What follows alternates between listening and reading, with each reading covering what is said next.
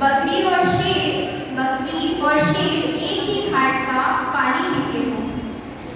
वहाँ बहना मुझे, उसी के संग बहना जो कबूतर के जोड़े और पंडुक पक्षी की भांति हम हरदम रहे साथ, हर घर बाहर खेतों में काम करने से लेकर रात सुख दुख बांटने तक। चुनना वर ऐसा जो बजाता हो बांसुरी और ढोल